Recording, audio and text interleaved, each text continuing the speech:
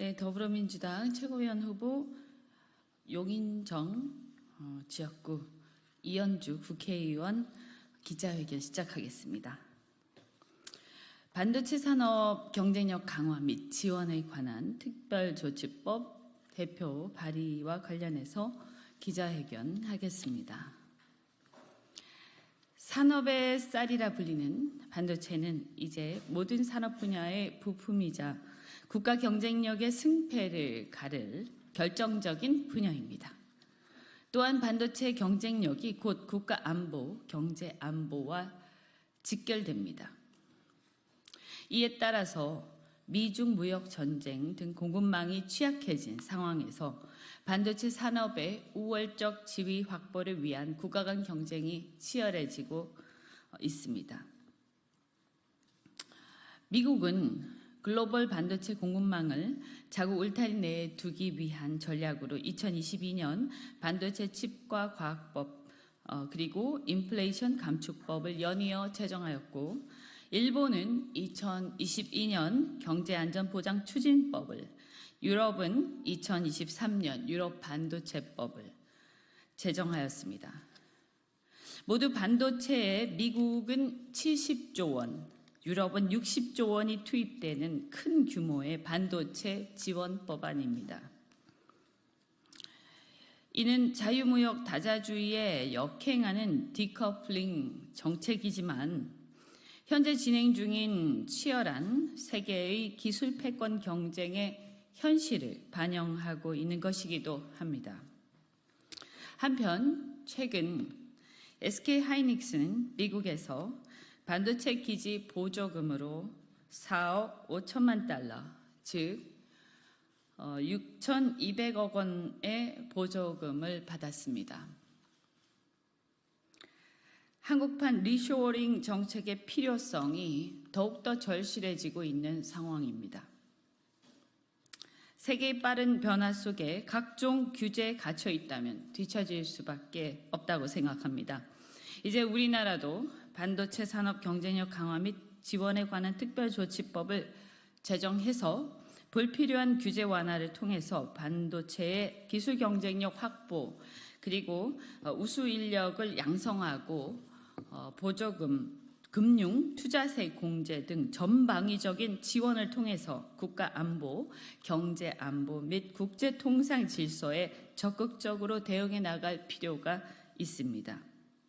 이에 본 의원은 반도체 산업 경쟁력 강화 및 지원에 관한 특별조치법을 제정해서 반도체 산업 전반에 대한 국가 차원의 지원을 강화하고 대통령 소속 반도체 경쟁력 강화 특별위원회를 설치하며 반도체 클러스터 조성 및 전력, 용수 등 기반시설 설치 비용을 지원하며 반도체 산업 특별회계 설치, 반도체 산업 투자하는 경우 성공 불용자 등을 규정함으로써 반도체 산업 기반시설 구축에 대한 정부의 책임을 강화하고 우리나라가 글로벌 반도체 전쟁에서 우월적 지위 확보에 필요한 법적, 제도적 토대를 마련하고자 합니다.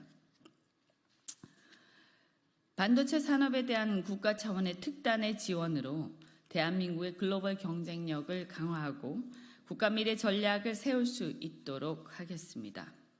오늘 발의하는 반도체 산업 지원 특별조치법의 조속한 통과가 그 첫발이 될 것이라 믿습니다. 또한 국회 산업통상자원 중소벤처기업위원회 위원으로서 세계 최대의 용인 반도체 클러스터 단지 조성 사업이 계획대로 잘 마무리될 수 있도록 적극 지원하겠습니다. 그리고 또 반도체 클러스터 단지가 추가로 지정될 경우에도 타 지역에 대한 반도체 산업 육성에도 적극 나서겠다라는 말씀도 드리겠습니다. HBM 등 반도체 새로운 분야의 발전 그리고 경쟁력 강화도 매우 빠르게 전개되고 있는 상황이고, 대한민국 반도체 산업이 결국 대한민국 산업의 미래를 결정할 것이라고 생각합니다. 적극적으로 모든 지원을 아끼지 않겠습니다. 고맙습니다. 2024년 8월 8일 이현주 국회의원입니다. 고맙습니다.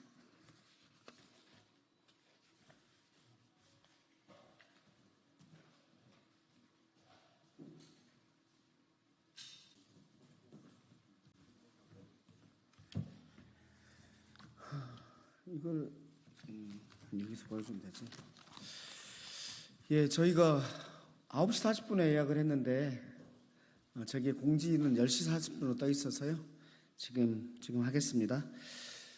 우리 지금 Q10 팀원하고 IMF 사태가 지금 엄청 큰데 이것과 관련해서 좀 본질적인 해결책을 좀 해야 되겠다. 여기에서 향후에 어떤 법률을 바꾸고 이런 부분들은 지금 제가 2021년 국감 때부터 계속 지적해 왔던 부분입니다. 그리고 법률도 가지고 법안 소위도 했는데 이런 부분들이 개선되지 않는 속에서 지금 이런 사태가 발생했는데 저는 이제 앞으로 어떻게 할 것인가 관련해서는 명확합니다. 판매 대금하고 본인들의 수수료를 분리해서 예치하는 거 하나하고 그다음에 정산 주기를 최대한 짧게 해서 빨리 내주게 하는 거 이런 것인데요. 이거는 지금 실은 법안으로도 나와 있습니다. 그런데 국힘당하고 지금 그때 이제 관계 기관에서 반대해가지고 처리가 안 됐던 건이고요. 지금 제가 말씀드리려고 하는 것은 지금 그러면 피해를 어떻게 해결을 할 거냐 이 부분이 가장 큰 문제인데 이 부분과 관련해서 왜 이런 원인이 발생했고 그렇기 때문에 누가 같이 책임져야 되는지와 관련돼서 문제를 제기하겠습니다. 지금 상황은 피지사들이 환불을 모두 하고 있는데요. 이제 카드사로부터 들어온 카드사로 이제 구매자들이 카드사로 환불 요청하는 것, 그리고 피지사로 직접 환불 요청하는 것, 그 다음에 팀원에게 환불 요청하는 것, 이 모든 것들을 피지사들이 환불을 해주고 있습니다. 어떻게 하고 있냐면 고객이 보낸 구매 내역이 적혀 있는 구매 내역이 찍혀 있는 캡처 화면하고 팀원의 정보를 하나하나 일일이 비교하면서 하고 있는 것이죠. 그런데 문제는요, 일반적으로 중소 온라인 가맹점이 있을 때 구조는 어떻게 되냐면 소비자는 카드사에게 결제를 하고 카드사는 결제 대행을 피지사에게 맡겨놓습니다. 그리고 피지사는 이 중라인 온라인 가맹점에 대해서 대금 정산을 해주는 거거든요. 그런데 여기에서 문제가 발생할 수 있잖아요. 여기에 대해서 결제 대행사 피지사가 보험을 들어놓습니다. 그러니까 피지사가 환불을 해주더라도 100% 보증보험으로 보장이 되는 것이죠. 그래서 여기에서는 이제 큰 문제가 안 생기는 거예요. 특히 여기에서 카드사는 온라인 쇼핑점에 있어서의 카드 가맹점 심사라든지 그 가맹 상품에 대한 심사라든지 이런 것들을 카드사가 직접 하고 있습니다. 그리고 마지막으로 보증보험을 들어놓기 때문에 여기에 대해서는 큰 문제가 없는 것이다 라는 말씀을 드리는 거고요. 그런데 이게 중소형 플랫폼이 아니라 일반 대형 플랫폼의 경우에는 거래 금액이 너무 크기 때문에 보증보험 가입이 현존에서는 안 되는 상태입니다. 그런데 여기 보시는 것처럼 일반적으로 피지사가 결제 대행과 판매 정산을 함께 수행합니다. 즉, 이 말은 뭐냐면 이 대형 플랫폼이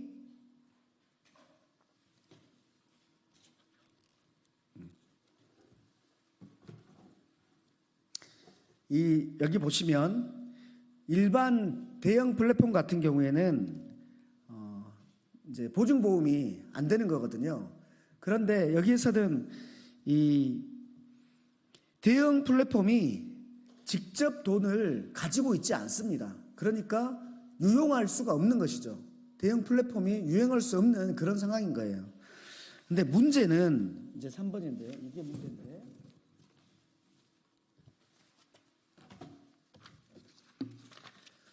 문제는 이 TMF 같은 경우에는 돈을 유용하고 싶었던지 이 스스로 TMF가 피지 등록을 하는 겁니다. 결제 대행사까지 등록을 해가지고 판매자 정산도 스스로 했다라는 것이 문제입니다.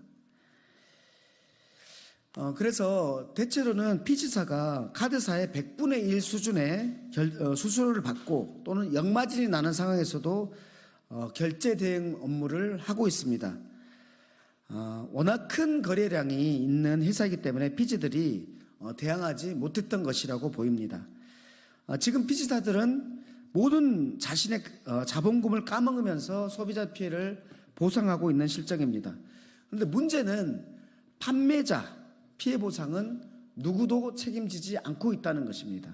그래서 저는 카드사가 같이 나서야 된다라는 것입니다. 이 상황은 지금 사회적 재난이거든요. 이커머스 시장이 급격하게 커지면서 감독 당국이 관리 능력이 미치지 못하고 있는 부분입니다. 법적 규율 또한 따라가지 못하고 있는 상태입니다. 이제서야 대책을 부랴부랴 내놓고 있는 우리 금융감독원장과 공정거래위원장은 이 사태에 대해서 책임을 져야 됩니다. 한 말씀 더 드리면 티몬과 IMF가 금감원하고 업무 제휴를 맺어놓은 게 있잖아요. 경영 개선 이행 실적 보고서를 반기마다 제출하게 돼 있습니다. 제출했을 거거든요.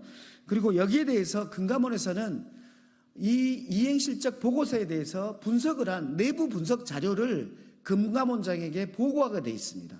이 내부 분석 자료, 이 보고한 내부 분석 자료에 대해서 자료 제출 요구를 했는데 자료 제출을 전혀 하고 있지 않다는 겁니다. 이 부분은 뭐냐면 이행 실적 보고서가 있었고 금감원 내부에서의 그 분석 자료가 있고 여기에 대해서 금감원장이 알고 있을 텐데 어떻게 이것들을 지금 이 지경이 될 때까지 방치를 했느냐, 이 부분에 대한 문제입니다. 여기에 대해서 금융감독 당국에서도 책임을 질 수 있느냐 없느냐의 문제이기 때문에 이 자료의 제출은 분명히 필요하고 금융감독원장에게도 자료 제출 요구하는 것이고 책임져야 될 일이 있으면 마땅히 책임을 져야 된다라는 부분을 말씀드리는 겁니다. 마지막으로 우리 구매자들, 소비자들 환불과 관련해서 지금 신용카드 결제하고 간편 결제는 환불이 진행되고 있습니다. 그런데 지금 휴대폰 결제하고 상품권 구매 그리고 여행, 계좌이체 이 부분은 환불이 되고 있지 않은데 금융당국에서는 이 부분에 대해서도 이 소비자들 피해에 대해서도 이 소비자 보상 대책을 환불 대책을 세워야 된다라는 말씀을 드립니다. 예, 이상입니다.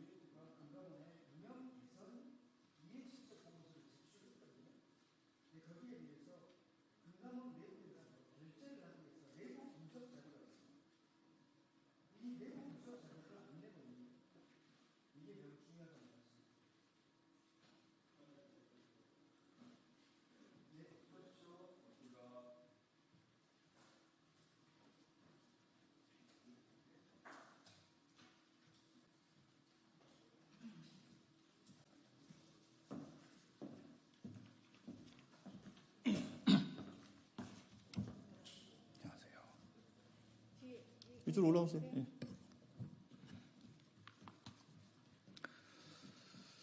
예, 안녕하십니까. 저는 더불어민주당 대전 유성구가 국회의원 조승래입니다. 오늘은 한전기술의 원자력 설계본부의 김천 이전과 관련해서 저희 더불어민주당 국회의원들의 입장을 말씀드리고자 이 자리에 섰습니다.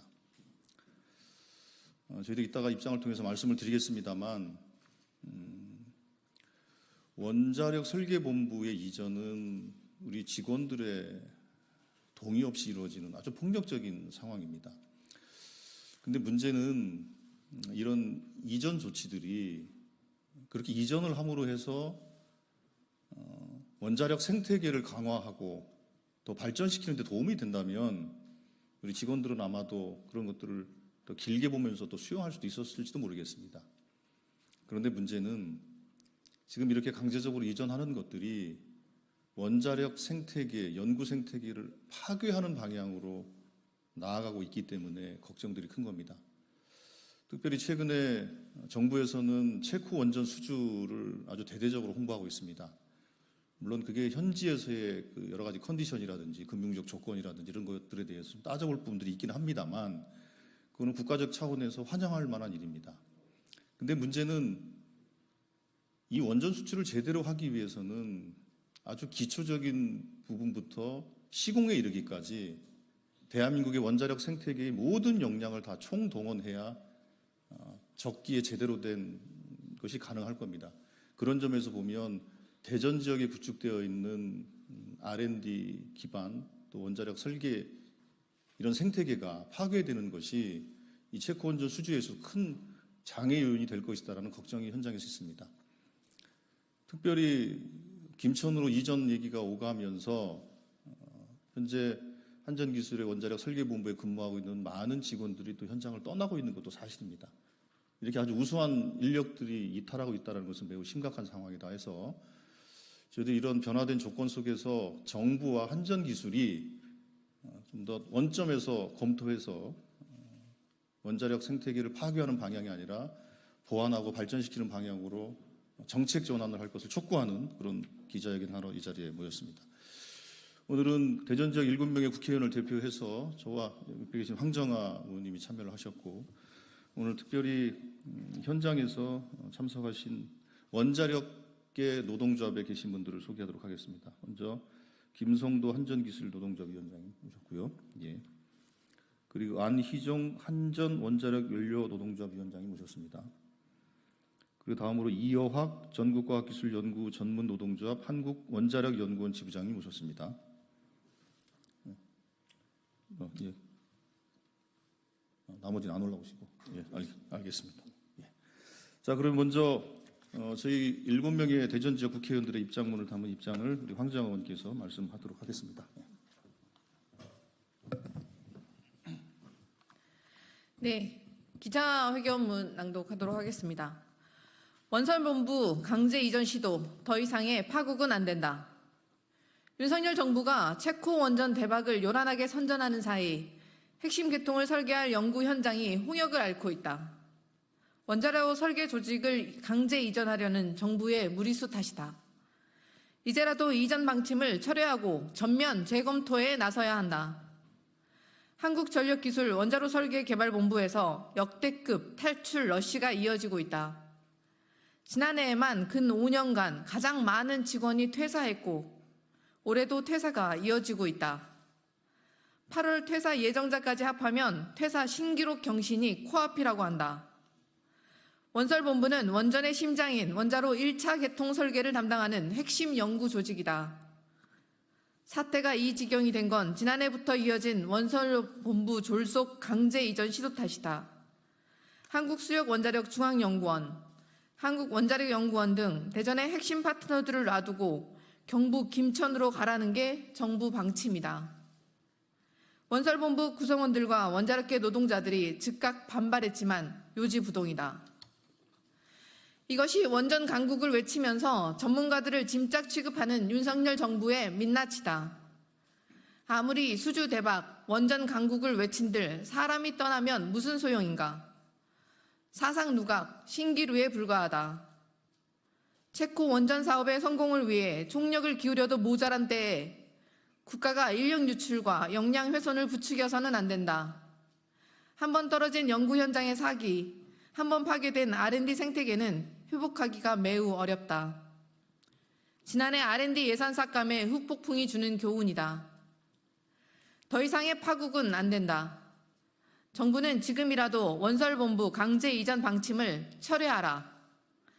설계 경쟁력 향상, 연구 환경 안정화를 원칙으로 원설본부 입지를 결정하라. 2014년 8월 8일 더불어민주당 국회의원 박범계, 조승래, 장철민, 장종태, 박용갑, 박정현, 황정하 이상입니다.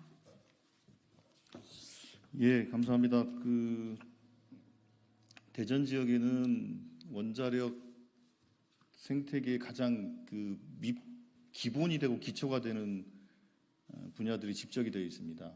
원자력 연구원이 있고, 그리고 원자력 연료가 있고, 또 한국수력원장 한수원의 또 연구소가 중앙연구소가 대전에 있고, 또 지금 저희들이 말씀드리는 한전기술의 원자력 설계본부가 이곳 대전에 다 집적되어 있습니다.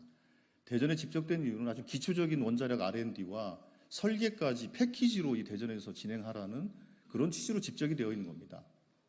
이것을 분할하고 또 강제로 이전한다면 그 생태계는 파괴될 것이고, 그렇게 되면 대한민국 원자력 경쟁력이 심각하게 저하될 가능성이 크다라는 걱정이 있습니다. 이 걱정과 관련해서 현장의 목소리를 좀 들어보도록 하겠습니다. 먼저 한전기술 노동조합의 김성도 위원장님의 말씀 있겠습니다.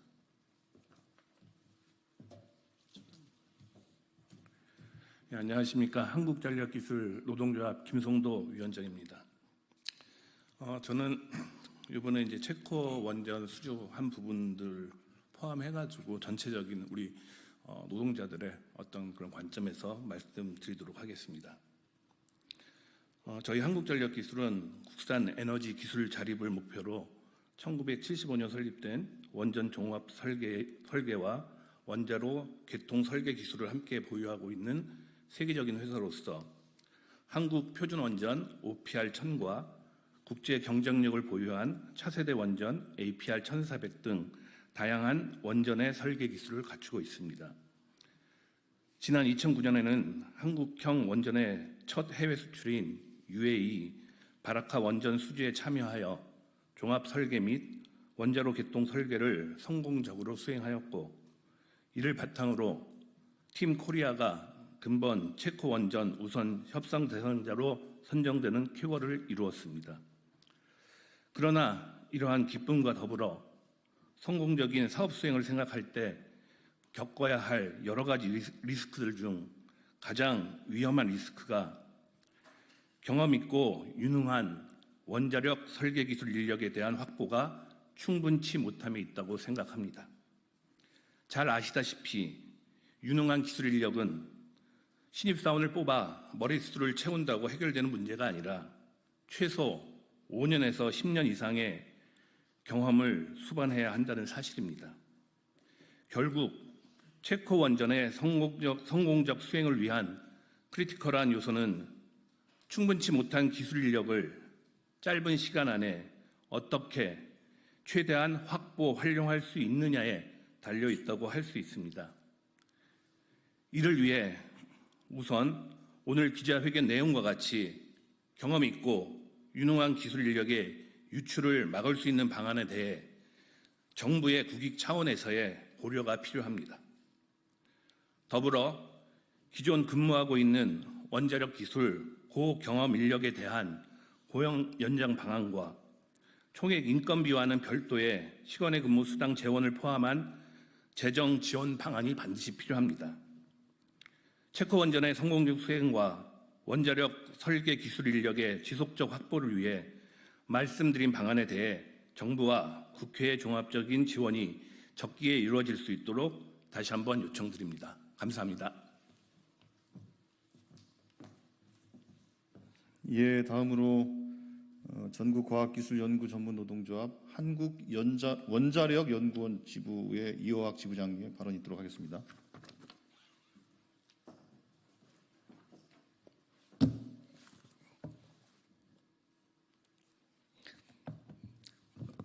안녕하세요. 한국원자력연구원 지부장 이어학입니다. 우리나라 원자력 산업 핵심이 되는 지역이 두 군데 있습니다. 원전 핵심 기기 제작과 건설을 담당하는 부산 경남 클러스터와 그리고 새로운 원자로를 개발하는 대전 클러스터가 그 지역입니다.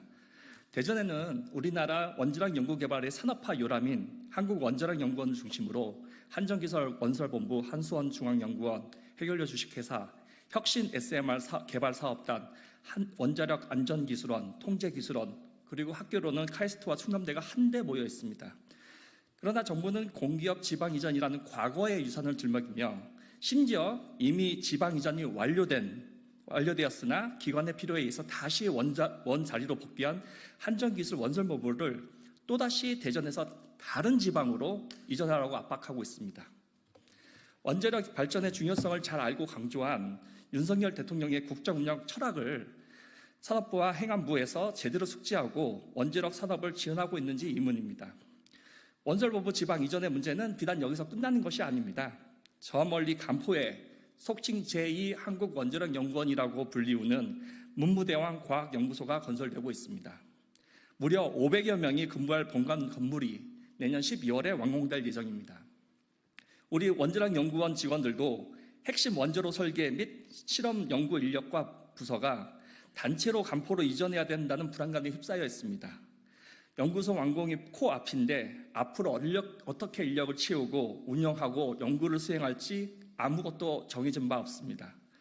오늘 한전기술원설본부가, 내일은 한국원자력연구원 핵심 인력들이 우리나라 원자력 연구개발과 산업화를 이끈 장소인 대전에서 대전에서 지방으로 이전해야 될지 모릅니다. 이는 어렵게 만든 세계적 수준의 원자로 개발 협력 체계를 심각히 훼손하는 행위입니다. 무엇보다도 지방 이전이라는 이슈로 인해 기존의 인력 유치는커녕 기존 숙련된 인력마저 유출을 걱정해야 될 상황입니다. 이는 반드시 막아야 됩니다. 국가 원자력 산업과 개발 능력 보존을 위해 원설본부 지방 이전을 반대합니다. 그리고 더 나아가 무분별한 원자로 설계 개발 인력의 또 다른 지방으로의 이전을 반대합니다. 이상입니다. 예, 감사합니다. 이상으로 마치도록 하겠습니다. 언론인 여러분들 그리고 국민 여러분, 대한민국 원자력 생태계가 유실되거나 파괴되지 않도록 앞에서는 원자력 진흥을 얘기하면서 실제 내용은 이 원자력 생태계를 파괴하는 지금 이 정부의 이 잘못된 정책에 대해서 언론인 여러분들 관심을 가져주시고 국민 여러분들 함께해 주셔서 반드시 이 시도를 막아내서 대한민국 원자력 생태계가 탄탄하게 안정적으로 발전할 수 있도록 같이 협조해 주시고 협력해 주시기를 부탁을 드리겠습니다. 고맙습니다.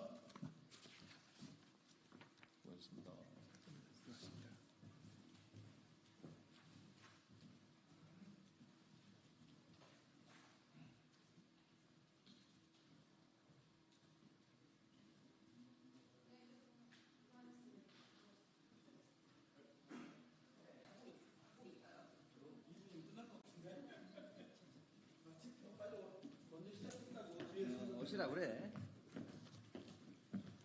왜 이렇게 이혼?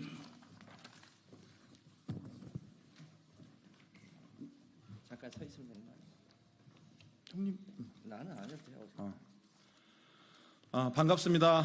더불어민주당 산업통상자원 중소벤처기업위원회 김원희 간사입니다.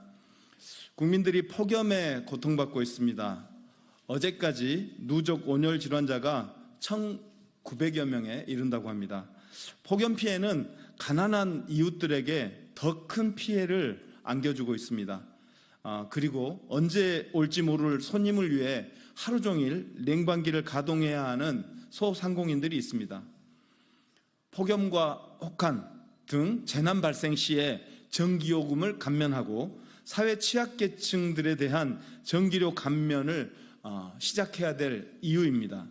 현재 산자위에는 박주민, 전재수 더불어민주당 의원님들 그리고 국민의힘 정동만 의원님이 발의한 전기료 감면에 관한 법안이 발의되어 있습니다. 국민의힘 한동훈 대표가 취약계층 전기료 감면 문제를 제기했습니다. 그리고 오늘은 취약계층 130여만 가구에 15,000원을 지원하자는 구체적인 안을 제안하기도 했습니다. 국회의 논의가 필요한 사안입니다. 조속한 상임위 개최가 필요합니다. 그리고 빠른 결론을 맺는 것이 좋겠습니다. 국회 산자위는 지난 7월 29일, 30일 부처 업무보고 이후 별다른 회의를 열고 있지 못합니다. 법안 소위도 구성되었지만 아직 단 한 차례 법안 심의도 하지 못했습니다. 국민의힘에 일을 제대로 하자고 제안드립니다. 전기료 감면부터 시작해서 산적한 민생 현안 문제를 함께 풀어갔으면 좋겠습니다. 참석 의원님들 소개해드립니다. 김성환 의원님 오셨습니다. 박재 의원님, 오세 의원님, 이재관 의원님, 송재봉 의원님, 허성무 의원님 오셨습니다. 그럼 준비한 기자회견문 읽고 필요하면 나가서 추가 질문 받도록 하겠습니다. 준비한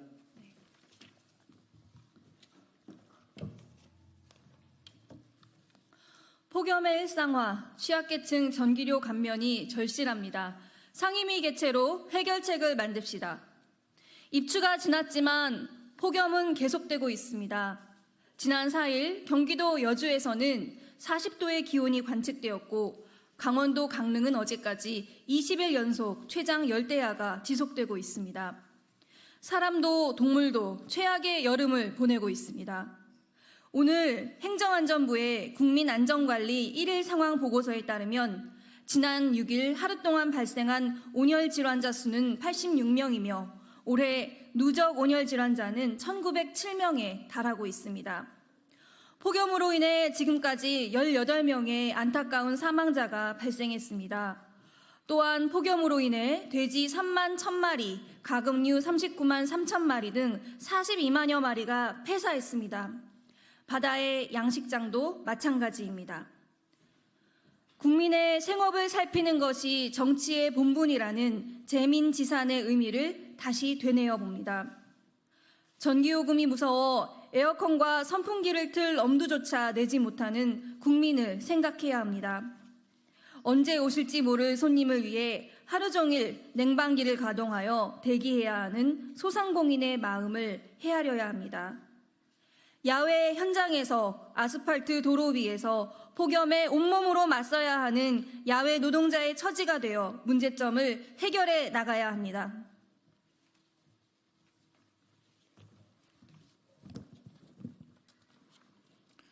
폭염의 일상화는 현실로 다가왔습니다. 지구온난화, 기후변화로 인해 폭염은 앞으로도 더욱 기승을 부릴 전망입니다. 국민의 삶 하나하나를 살피고 근본적인 대책을 세워야 할 때입니다. 폭염기 전기료 감면은 그 시작입니다. 당장 취약계층과 소상공인에 대한 지원이 절실히 필요합니다. 지금 국회에는 폭염과 혹한 등의 재난이 발생할 경우 전기요금을 감면할 수 있도록 하는 내용, 사회적 취약계층에 대한 전기료 감면을 내용으로 하는 전기사업법 일부 개정 법률안이 전재수, 박주민 의원의 대표 발의로 올라와 있습니다.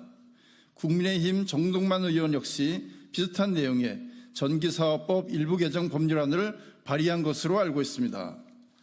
현재 국민의 삶에 가장 시급한 법이 이런 법들이 아니고 무엇이겠습니까? 국민의힘에 강력히 요구합니다.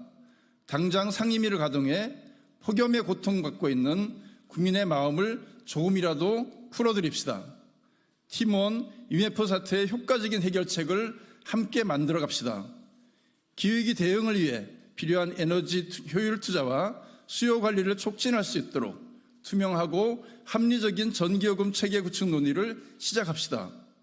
8일 현재 우리 상임위에 계류 중인 134건의 법률안 심사를 빠르게 진행합시다. 폭염에 애타는 국민을 생각한다면 더 이상 머뭇거릴 시간이 없습니다. 국민의힘의 조속한 답변을 기다립니다. 2024년 8월 8일 더불어민주당 산업통상자원 중소벤처기업위원회 위원 일동.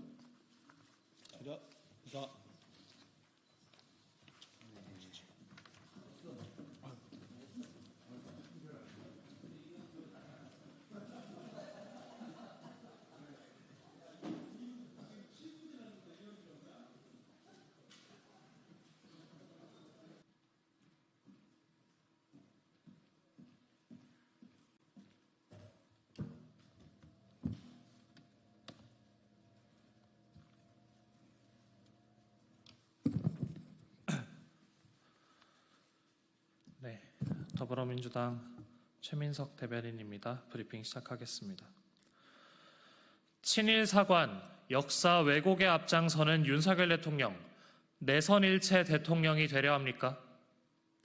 국민의 요구와 국회의 입법엔 거부권을 남발하는 윤석열 대통령이 일본의 역사 왜곡과 친일 사관 확산은 거부하지 않고 앞장서고 있습니다. 학계에서 퇴출돼야 할 친일 역사학자 김영석 교수가 끝내 윤 대통령의 임명을 받아 오늘 독립기념관장직에 취임했습니다. 김영석 관장은 1945년 광복은 틀리며 1948년 이전엔 우리 국민은 없고 일본 국민만 있었다라는 망언으로 내선일체를 정당화하고 임시정부와 독립운동을 부정해왔습니다. 윤 대통령은 올 2월에도 식민지 근대화론을 신봉하는 사람을 이사에 앉혔습니다.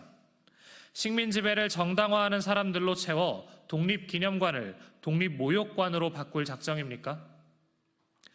윤 대통령의 인사는 명백히 그 의도를 의심할 수밖에 없게 합니다. 윤 대통령은 학계 퇴출이 마땅한 수준 미달 인사들로 일제의 식민지배를 정당화해 내선일체라도 이루려고 합니까? 심지어 윤석열 정부는 일본이 조선인 강제동원 명시를 거부했음에도 사도광산 세계문화유산 등재에 찬성해 주었고 피해자 유가족의 의견도 청취하지 않았습니다. 대통령의 지시 없인 불가능한 일입니다. 국민과 국회에는 그렇게 남발하던 거부권을 왜 써야 할 때는 쓰지 않습니까? 윤 대통령이 말하는 미래지향적 한일관계는 내선일체의 한일관계라고 볼 수밖에 없습니다. 윤 대통령이 내선일체 대통령이 되어 독립의 역사를 무너뜨리려는 것이 아니라면 김 관장 임명을 철회하고 사도광산 강제동원 명시를 강하게 요구하십시오. 더불어민주당은 윤석열 대통령과 정부의 친일 매국 작태에 단호하게 맞서 내선일체 대통령의 역사 전복 시도를 단죄하겠습니다. 이상입니다.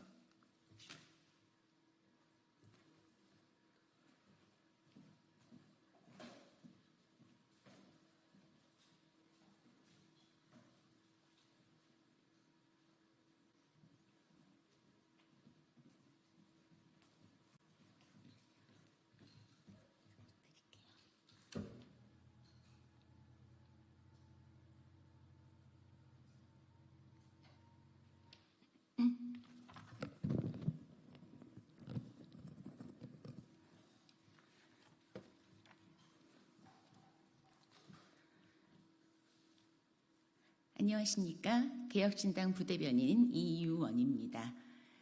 토종기업이라는 이유만으로 쿠팡의 불공정 거래를 눈감아 줄 수 없다라는 제목의 논평하겠습니다. 티몬 위메프 사태에 이어 쿠팡은 호재와 악재가 동시에 터지고 있습니다. 티메프 사태 반사 이익과 더불어 올해 2분기 매출 총이익은 전년 동기 대비 41% 증가한 2조 9,354억 원을 기록했다는 소식입니다.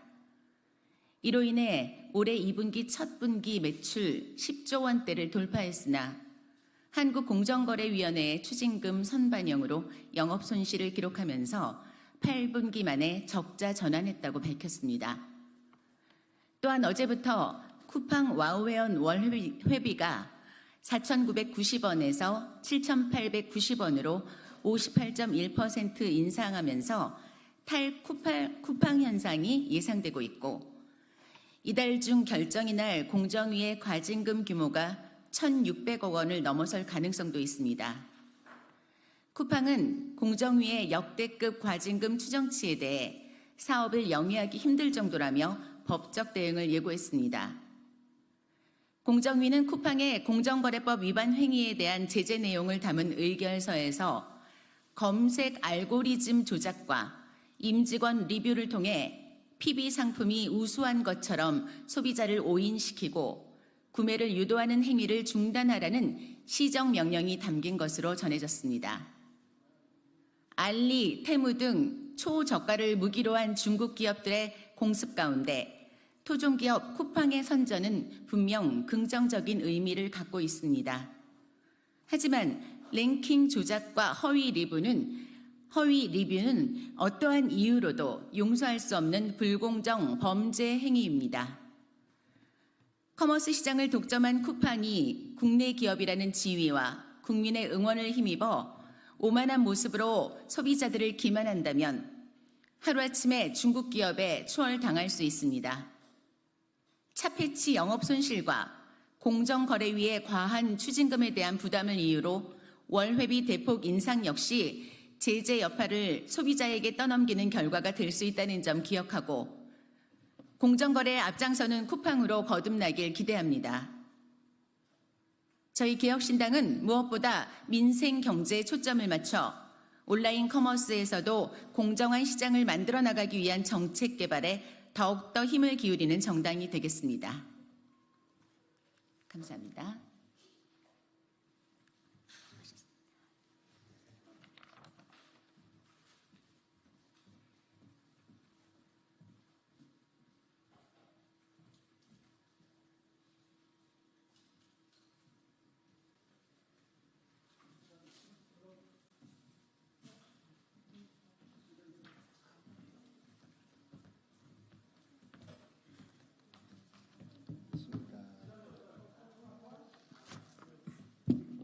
다 이리 오십시오. 네.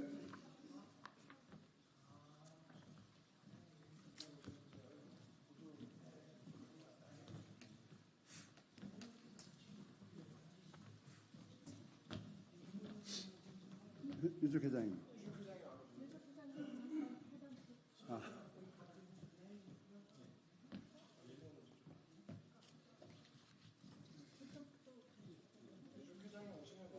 예.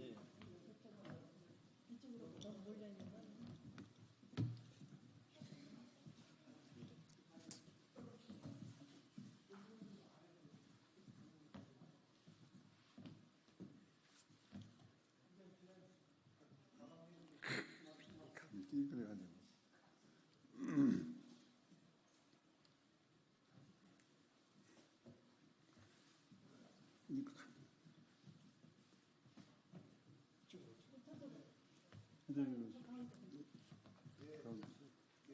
그 안을 가지고 오라고.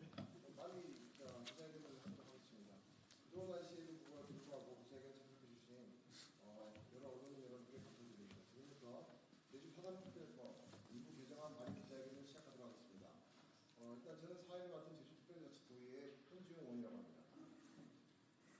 그동안 제주의 4.3은 많은 성과를 내왔습니다. 하지만 여전히 제주 4.3은 끝나지 않았습니다. 제주 4.3 진상규명과 명예회복을 위해 해결해야 할 과제가 아직 많이 남아 있습니다. 그런 해결 과제의 첫 출발은 바로 4.3 특별법 개정에 있다고 말씀드릴 수 있습니다. 오늘 문대림 국회의원이 제주 4.3 특별법 개정안을 대표 발의하려고 합니다. 따라서 오늘 이 자리에서 빌어 제주 도민과 국민 여러분, 언론사 기자분들께 그 법안 개정 내용을 말씀드리고자 합니다. 우선 문대림 의원님의 기자회견문 발표에 앞서 함께하신 분들을 잠깐 소개하는 시간을 갖도록 하겠습니다. 먼저 제주 4.3 희생자 유족회 김창범 회장님과 유족회 임원 여러분들이 함께하고 있습니다. 감사합니다.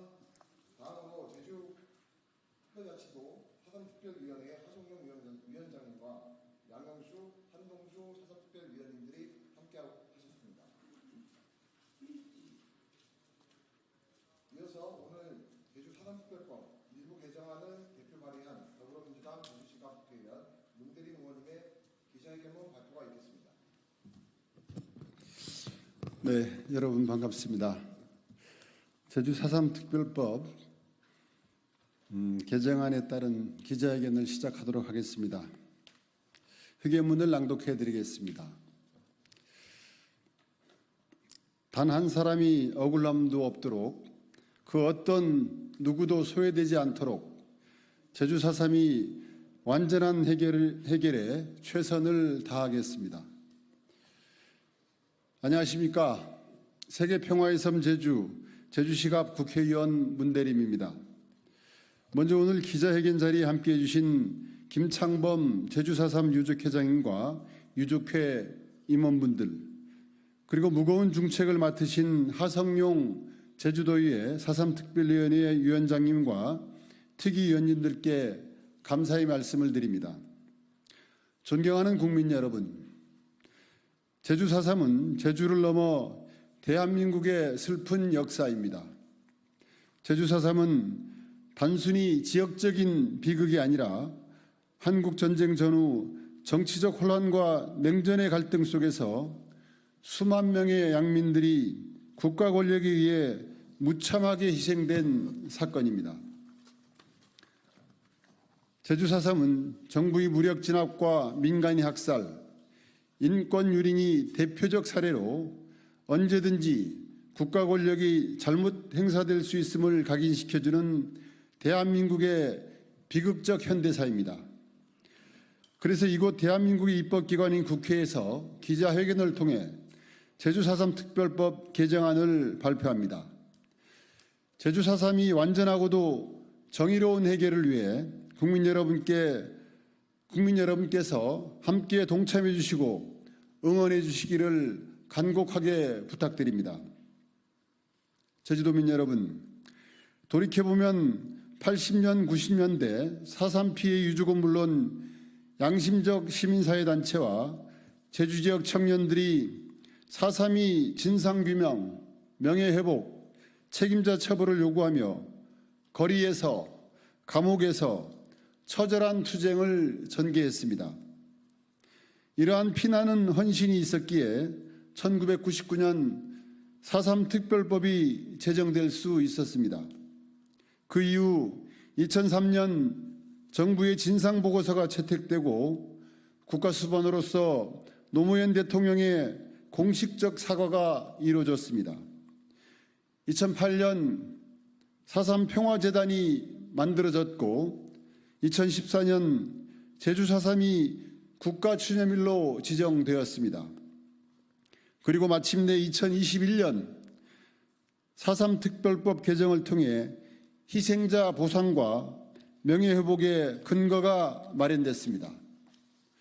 제주 4.3은 지난한 투쟁의 역사 속에서 제주도민 모두가 함께 이뤄낸 제주도민의 성과입니다. 하지만 여기서 안주하고 멈춰설 수는 없습니다. 한 걸음, 두 걸음 더 전진해 나가야 합니다. 저 문대림은 지난 총선을 앞두고 제주 4.3이 정의롭고 완전한 해결을 위한 문대림의 4.3 5대 공약을 발표했습니다. 그리고 오늘 당시에 약속했던 그 5가지 약속을 오롯이 담은 4.3 특별법 개정안을 발의했습니다. 엄숙한 마음으로 4.3 특별법 개정안을 말씀드리고자 합니다. 첫째, 4.3의 희생자 범위를 확대했습니다. 지금 이 4.3 특별법은 4.3 희생자 신고 대상자를 사망자, 행방불명자, 후유장애인, 수형자 등으로 한정하고 있습니다. 4.3 당시 군경에 체포되어 경찰서 유치장, 주정공장, 심지어 형무소에 갇혀 재판까지 받았지만 유죄 판결을 받지 않은 피해자들이 있습니다. 이분들 역시 분명한 4.3의 희생자입니다. 하지만 이분들은 유죄가 아니어서 형을 살지 않았다는 이유로 희생자 심사 과정에서 제외됐습니다. 형을 살진 않았지만 누구보다 4.3의 고통을 겪어야 했던 분들이기에 이분들도 4.3 희생자로 신고할 수 있도록 4.3 특별법 개정안을 제출했습니다. 둘째, 보상 대상을 희생자에까지 확대했습니다. 4.3의 고통과 아픔은 희생자뿐 아니라 그 유족들도 겪었습니다. 유족들은 겨우 학살을 피해 목숨은 건졌지만 사회적 멸시와 차별, 연좌제 등으로 많은 고초를 겪었습니다. 정부는 광주 5.18 민주화 운동과 관련하여 희생자뿐만 아니라 유족에게도 보상했습니다. 사법부는 한국전쟁 전후 민간인 집단 희생사건 피해자들에게도 이른바 8484 배상지침에 따라 배상했습니다.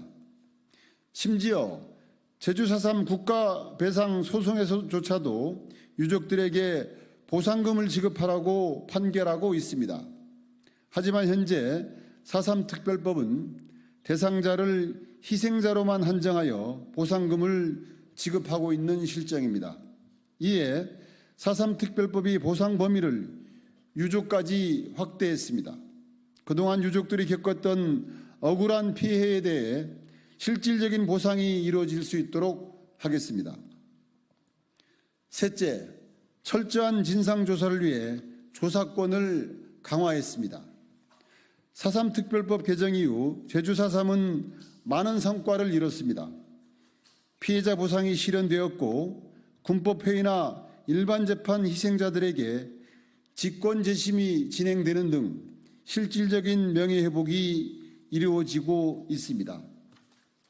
하지만 아직도 많은 희생자들이 언제, 어디서, 누구에 의해 죽임을 당했는지 아직도 밝혀지지 않았습니다.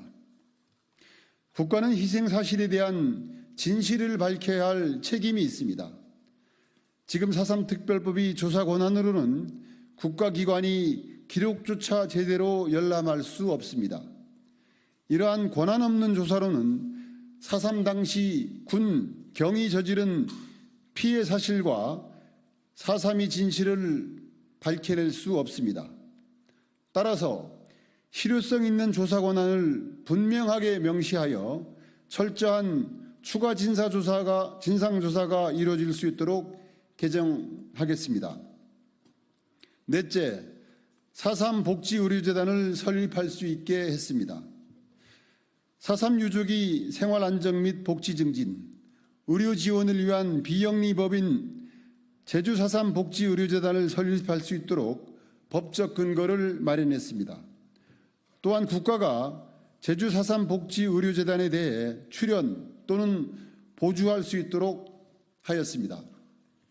현재 4.3 특별법 제19조에 의해 지급되는 의료지원금과 생활지원금 집행에 대한 사업도 제주 4.3 복지의료재단에 위탁할 수 있도록 규정을 마련했습니다. 4.3 유족들께서 주체가 되어 제주 4.3 복지의료재단을 설립할 수 있게 하고 재단이 원활하게 운영될 수 있도록 행정적, 재정적 지원을 아끼지 않겠습니다. 마지막으로 4.3이 세계화, 기록화를 위한 법적 근거를 마련했습니다. 제주를 평화와 인권을 상징하는 세계 평화의 섬으로 세계에 널리 알리고 기록하는 것은 우리들이 과제이자 의무입니다. 이에 제주 4.3 기록물이 유네스코 기록유산에 등재될 수 있도록 4.3 특별법의 기록물에 대한 보존과 홍보, 활용에 대한 지원 근거를 마련했습니다. 또한 4.3 세계화에 일조할 수 있도록 국내외 인권단체와의 교류협력에 관한 규정도 신설했습니다. 4.3을 기록화하고 세계화하는 데 필요한 사항을 지원할 수 있도록 4.3 특별법의 지원 근거를 지속적으로 마련해 나가겠습니다. 존경하는 제주도민 여러분, 그리고 국민 여러분, 한 맺힌 서름과 가족에 대한 그리움으로 아직도 미처 제주를 떠나지 못했을 14,500여 4.3 영령들과 10만 4.3 유족들이 눈물을 닦아드리기 위해 오늘 발의한 4.3 특별법 개정안을 반드시 통과시키겠습니다. 단 한 사람이 억울함도 없도록, 그 어떤 누구도 소외되지 않도록 국가가 끝까지 책임지고 포용할 수 있도록 제주 4.3이 완전한 해결에 최선을 다하겠습니다. 감사합니다.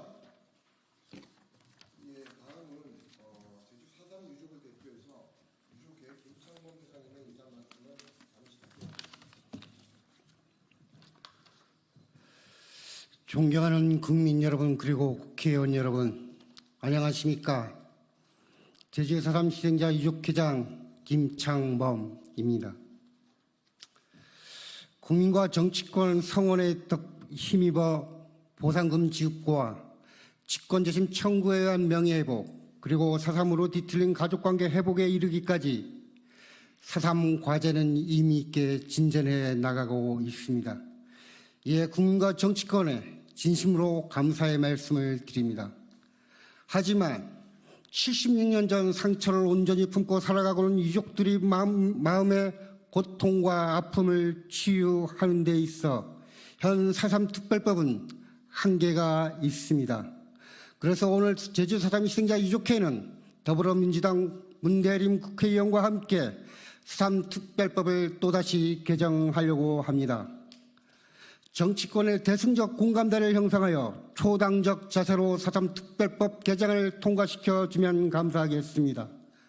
정치권에 강력히 호소합니다. 유족들이 한맺힌 이 외침을 반드시 외면하지 말아 주시기 바랍니다. 저희들이 요구하는 이 외침은 대한민국의 민주의 발전과 국민화합을 이뤄낼 수 있는 지름길이며 국민을 위한 진정한 민주정치 실현을 위한 정치권의 책임이자 도리라고 생각합니다. 오늘 4.3 특별법 개정을 발의해준 더불어민주당 문대림 국회의원께 진심으로 고마운 말씀 드립니다. 감사합니다. 다음은 제주도의회 사전특별위원회 하성룡 위원장님의 인사 말씀을 잠깐 듣도록 하겠습니다. 예, 존경하고 사랑하는 우리 국회의원 여러분 고맙습니다. 우리 제주 4.3이 아픔을 오늘 다시 한 번 더 개정 발의를 하는 우리 문대림 의원님께 진심으로 고마운 말씀과 함께 이 4.3 특별법이 꼭 통과될 수 있도록 많은 협조 부탁드리겠습니다. 제주도민과 함께 여러분들한테 다시 한번 존경과 경의를 표합니다. 고맙습니다. 이상 인사 말씀을 모두 마치고 특별법 개정안과 관련 언론사분들의 혹시 기자분들의 질의를 받는 시간 갖도록 하겠습니다. 질의가 있으신 분들은 질의를 주시면 감사하도록 하겠습니다. 질의가 없으면 오늘 문대림 의원님의 사전특별법 개정안 발의 기자회견을 모두 마치도록 하겠습니다. 감사합니다. 자, 여러분 고맙습니다. 예.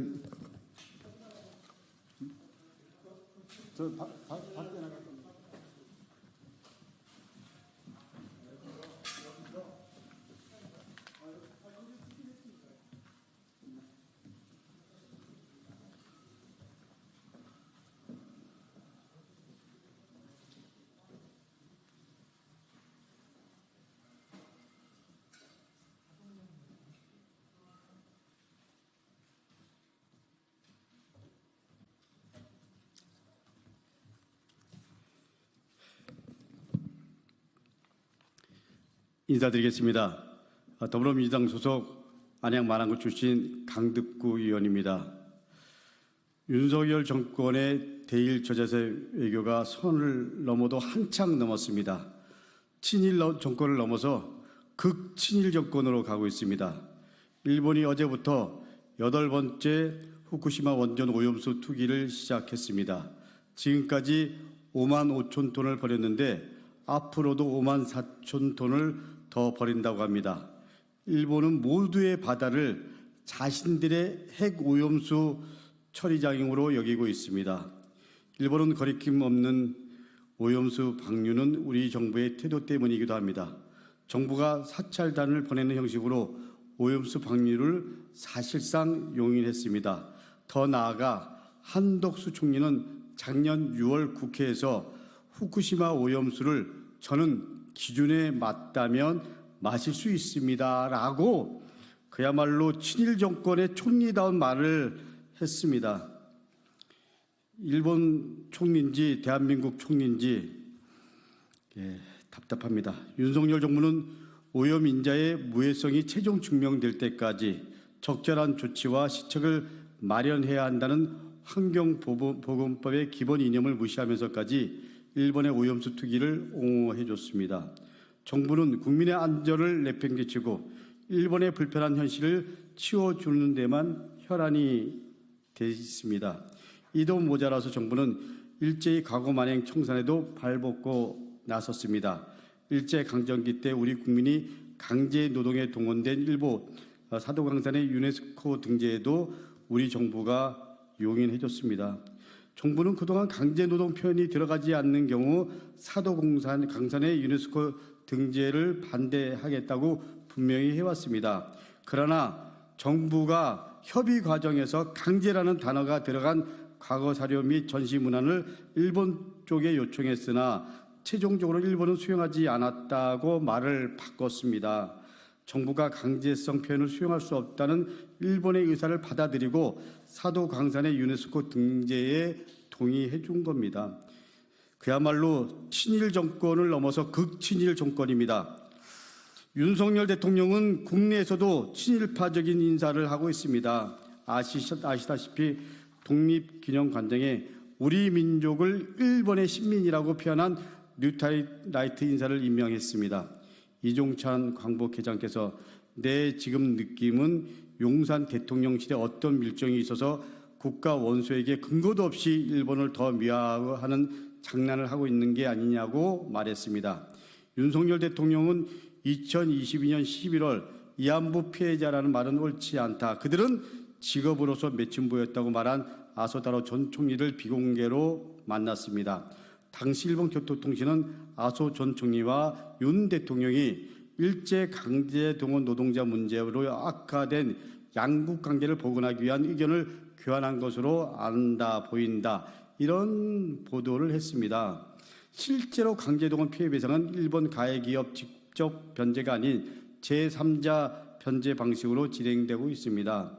이러하니 국민은 그 밀정이 따로 있는 것이 아니라 윤석열 대통령이 밀정이 아닌가라는 의심을 가질 수밖에 없습니다. 밀정인지 아닌지 윤석열 대통령이 휴가 갔다 오는 대로 증명해야 됩니다.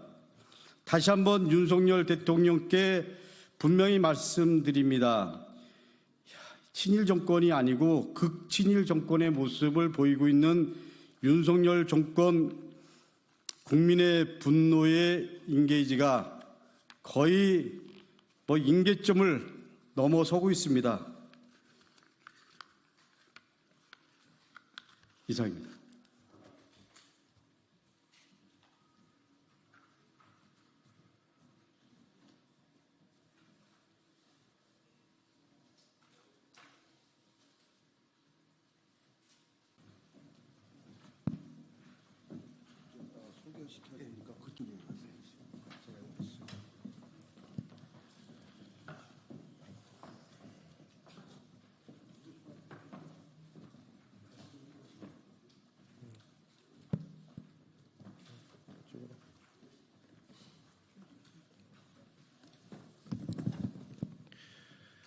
예, 안녕하십니까.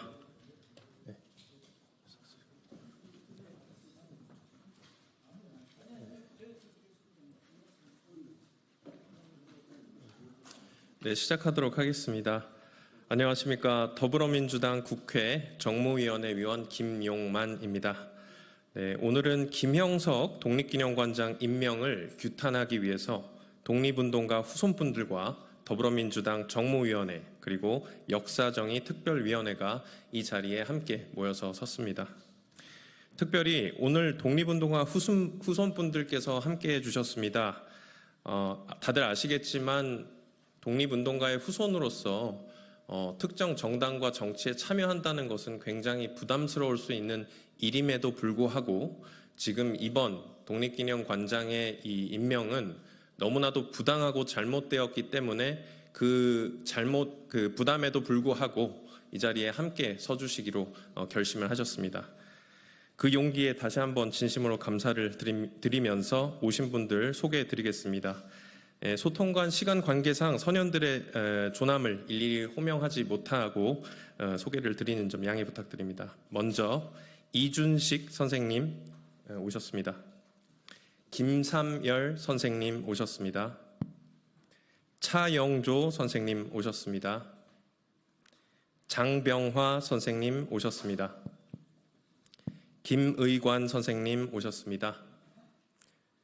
박정치 선생님 오셨습니다. 임통일 선생님 오셨습니다. 황선건 선생님 오셨습니다. 박동민 선생님 오셨습니다. 김태욱 선생님 오셨습니다.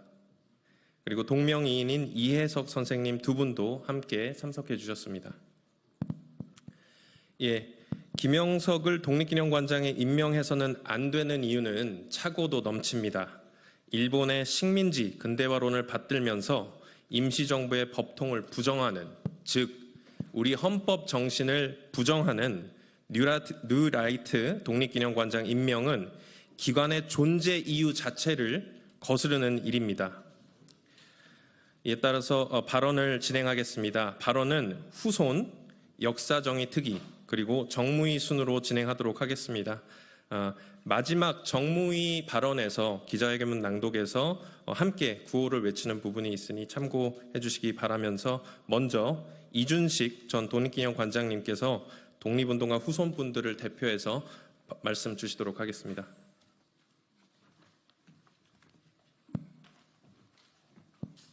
예, 독립기념관은 전두환 정권 때 세워졌지만 그 출발점은 1982년에 일본의 역사 교과서가 일제의 식민 지배를 정당화하고 합리화하는 서술을 하는데 대한민국 국민들이 반발하면서 그에 대한 대응책을 마련하기 위해서 국민모금 운동을 시작하면서 독립기념관 설립이 시작되었습니다. 근데 지금 문제는 뭐냐면은 일본의 역사 왜곡이 아니라 우리 안에서 역사, 독립운동사를 왜곡하려는 사람이 일본의 역사 왜곡에 맞서기 위해서 세워진 독립기념관 관장이 되었다는 데 문제의 심각성이 있습니다. 알려진 대로 신임 독립기념관장이 1948년 대한민국 정부가 출범할 때까지는 대한민국이 존재하지 않았다. 그때까지 1945년 8월 15일까지 존재했던 것은 일본이라는 나라밖에 없다. 라고 얘기했습니다. 전형적인 일제의 식민지배 논리입니다. 그 식민지배 논리를 그대로 받아들여서 독립운동사를 바라보게 되면 독립운동가들은 반국가 활동을 한 불온 분자가 됩니다. 나라가 일본밖에 없으니까 일본에 반대하는 독립운동은 반국가 활동을 한 불온 분자밖에 되지 않습니다. 그런 사람이 어떻게 독립기념관 관장 자리에 앉습니까? 독립기념관이 출범한 이래 핵심 단어를 두 가지 요약하면 독립기념관이 지향하는 것은 국난 극복의 역사와 민족 정신을 국민들한테 알리는 겁니다. 그리고 국난 극복의 역사와 민족 정신을 아우르는 또 한 가지 핵심적인 단어가 바로 독립입니다. 독립을 부정하는 사람이 어떻게 독립기념관장 자리에 앉습니까? 김영석이라는 사람이 독립기념관 관장 자리에 앉은 것은 한 가지 목적밖에 없다고 해석이 됩니다. 그 한 가지 목적은 뭐냐? 독립기념관을 와해시키고 파괴하는 겁니다. 독립기념관을 자신이 주장하는 이승만 기념관 내지는 건국기념관으로 만들려는데 윤석열 정권의 목적이 있고 김영석 개인의 목적이 있다고밖에 판단되지 않습니다. 만약 그렇지 않다면 김영석 독립기념관 관장은 바로 사퇴하십시오. 그게 바로 국민의 명령입니다. 독립정신의 가치를 중요하게 생각하는 대한민국 국민의 명령입니다. 대한민국 국민의 명령을 따르지 않는 공직자는 있을 수가 없습니다. 바로 사퇴하십시오. 고맙습니다. 예, 이어서 역사정의 특위를 대표해서 이수진 의원님께서 발언을 해주시겠고요. 역사정의 특위의 김준혁 의원님께서도 같이 자리 함께 해주시고 계십니다. 네, 이수진 의원님 발언 부탁드리겠습니다.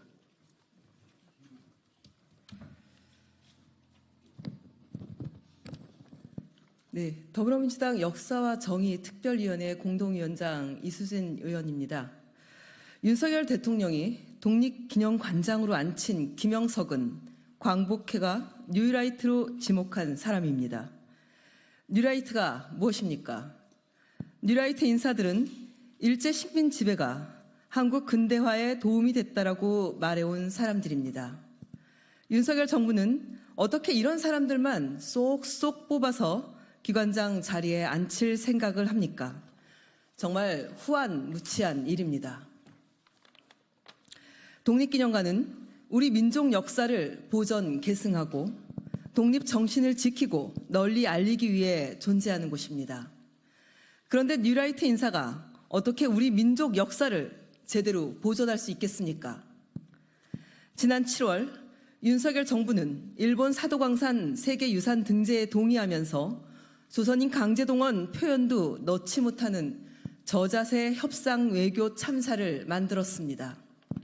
외교 참사, 인사 검증 실패, 경제 실패, 기밀 유출 사고, 그리고 집권 2년 3개월이나 됐는데도 아직도 전 정부 탓하기, 국민을 기만하고 일본 정부 역사 왜곡에 동조하는 윤석열 정부를 이제는 끌어내려야 합니다. 저를 포함한 민주당 의원들은 독립정신을 훼손하는 윤석열 정부를 강력하게 비판하며 즉시 독립기념관장 임명 철회를 촉구하는 바입니다. 이상입니다.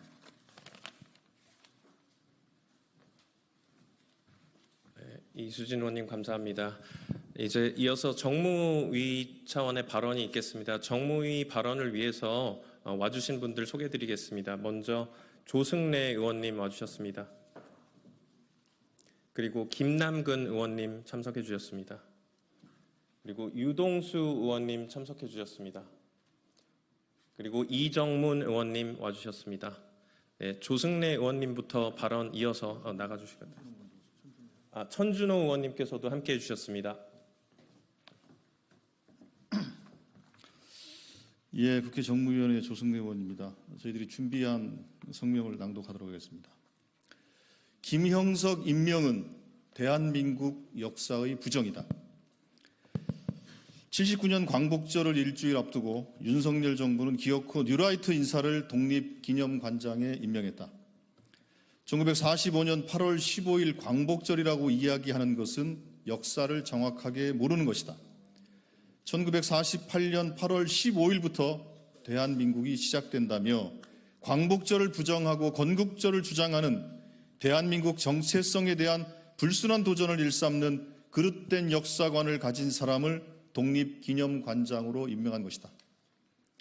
심지어 관장 후보자 면접 당시 일제 식민 지배 때 한국의 국적이 뭐라고 생각하나라는 질문에 일본이라고 답했다고 한다. 일제 강점기에 한국인은 일본의 신민이었다. 일제 강점기가 한국 근대화에 도움이 됐다고 주장한 바도 있다. 일본의 강제적 국권 침탈과 식민 지배 합법화를 당당하게 주장한 사람을 다름 아닌 독립기념관의 장으로 임명한 것이다. 독립기념관의 임원추천위원회, 보훈부 장관의 제청을 거쳐 대통령의 임명으로 이어지는 절차에도 불구하고 독립기념관장으로 임명될 수 있었던 바탕에는 윤석열 정권이 철저한 포석을 깔았던 데 있다. 앞서 윤석열 대통령은 독립기념관 이사에 뉴라이트의 뿌리격인 낙성대 경제연구소 박이택 소장과 오영섭 전 연세대 이승만 연구원 연구교수를 임명했다. 독립기념관 정관과 이사회 회의록에 따르면 임원추천위원회는 총 7명이며 비상임이사 4인, 이사회 추천 외부위원 2인, 내부 대변위원 1인으로 구성된다. 7인 중 4인을 윤석열 정권의 입맛대로 구성하는 것은 일도 아니었을 것이다. 김영석 교수는 재단법인 대한민국 역사와 미래 이사장으로서 과거 김구 선생에 대해 국제 정세를 파악하지 못했다.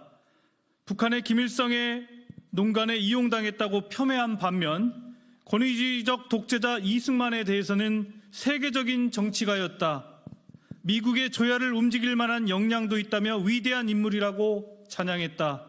독재자이자 4.19 혁명으로 국민으로부터 쫓겨난 이승만에 대한 용비어 청가를 읊고 반대로 임시정부를 이끌며 평생을 조국의 독립을 위해 바친 백범 김구를 폄훼했다. 또 백선엽 장군이 친일파라는 사료도 없는데 친일파로 매도되었다며 국립현충원에 안장하게 해달라는 청와대 국민청원을 올렸으며 홍범도 장군 흉상이 육군사관학교에 꼭 있어야 되냐며 옮겨야 한다고 주장했다. 윤석열 정권은 친일 반민족 행위자로 결정된 백선엽 장군의 동상을 세우더니 대한민국 총사령관 홍범도 장군의 흉상은 육군사관학교에서 철거해버렸다. 김영석 교수는 윤석열 정권과 같은 역사인식을 가진 사람인 것이다. 김영석 교수는 목사로서 샘물교회 사건에도 책임이 있다. 샘물교회 교인들이 선교 목적으로 아프가니스탄에 입국을 강행했다가 피랍되었을 당시 바로 그 파견을 요청했던 단체인 한민족복지재단의 회장을 맡고 있었다. 당시 샘물교회 교인들이 피랍되자 누구의 잘못을 따지기보단 피랍자들의 신변안전이 최우선이라며 사과 성명을 발표해 국민들의 분노를 사기도 했다. 전 국민을 경악하게 한 샘물교회 사건을 일으킨 장본인이자 책임자인 것이다. 당시 로이터 통신 보도에 따르면 이명박 정부는 샘물교회 교인들의 몸값으로 당시 환율 기준 약 187억 원 이상을 건넸다고 한다. 김영석 교수는 한민족복지재단 회장으로서 이명박 정권 당시 통일부의 남북협력기금을 지원받았으나 약 5억 원의 기금을 부정하게 받은 혐의로 검찰에 기소된 전례가 있다. 북한에 지원하는 물품의 실제 가격을 부풀리고 물품 대금을 업체에 지급한 것처럼 서류를 조작한 혐의로 고발당했다. 일부 증거 불충분으로 무혐의로 처분되었다 주장한들 무죄는 아닌 것이다. 나라 돈을 횡령하라고 했던 사람에게 국가기관의 장을 믿고 맡길 수 있겠는가? 독립기념관은 정관에서 민족 문화의 정체성을 확립하고 국민의 투철한 민족 정신을 북돋우며 올바른 국가관을 정립하는 데에 이바지함을 목적으로 한다라고 밝히고 있다. 일본의 식민지 근대화론을 받들며 임시정부의 법통을 부정하는 뉴라이트 인사가 과연 독립기관장의 자격이 있다고 말할 수 있는가? 김영석의 독립기념관 임명은 대한민국의 역사의 부정을 넘어선 말살이며 대한민국의 정체성을 어지럽히고 친일을 넘어선 숭인의 기반을 마련하는 일일 것이다. 상식을 가진 시민들과 역사계, 시민단체와 역사단체는 김영석의 독립기념관장 임명에 극렬히 반대하고 있다. 김영석 교수는 과거 한 인터뷰에서 대한민국을 사랑한다면 우리의 역사에 관심을 두고 제대로 알아야 한다고 말했다. 100번, 1000번 맞는 말이다. 하지만 친일을 넘어선 숭일 인사로서 우리의 역사를 폄훼하는 활동을 한 자가 할 말은 결코 아닐 것이다. 이제는 윤석열 대통령의 인사 참사가 어디까지 이어질지 궁금할 지경이다. 방송 중립이라더니 방통위원장의 공영방송 장악을 임무를 띈 이진숙을 노동종중이라더니 노동부 장관의 노동권 파괴 혈안이 된 김문수를 지명하고 기어이 독립기념관장에는 3.1운동으로 걸림된 대한민국 임시정부의 역사를 부정하는 김영석을 임명했다.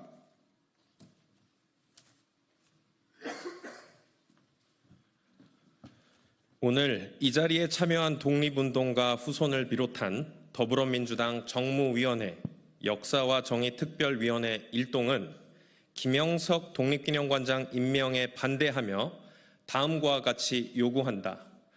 요구사항의 마지막 부분을 재창해 주시면 되겠습니다. 첫 번째, 윤석열 대통령은 김영석의 임명을 철회하라! 철회하라! 철회하라! 철회하라! 김영석을 제가 그냥 진행하도록 하겠습니다. 김영석을 제청한 강정의 보훈부 장관은 사퇴하라. 사퇴하라. 사퇴하라. 사퇴하라. 독립기념관 임원추천위원회는 관련된 모든 절차를 투명하게 공개하라. 공개하라. 공개하라. 공개하라. 네, 24년 8월 8일 독립운동가 후손 더불어민주당 국회 정무위원회 더불어민주당 역사와 정의 특별위원회 일동입니다. 일단 위원님들께서는 백브리핑을 위해서 이동해 주시면 되겠고요. 후손분들께서는 저희 직원분들 안내에 따라서 의원회관으로 이동하시면 되겠습니다. 이상입니다. 감사합니다. 수고하셨습니다. 감사합니다. 고생하셨습니다.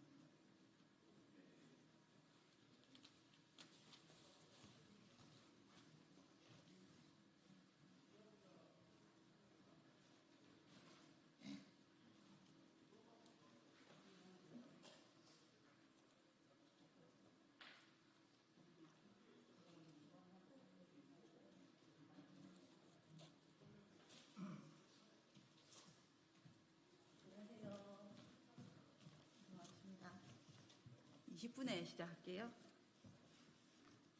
그러면 대통령이 먼저 계획할 말씀하시고 그다음에 위원장님 얘기하시고 이렇게 얘기하시는 거예요. 아, 그런가요? 예.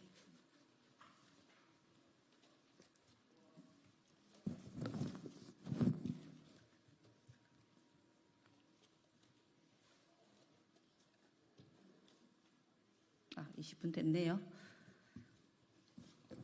예, 김문수 장관 임명 거부 1만 노동자 의견 개진 운동선포 기자회견 하도록 하겠습니다.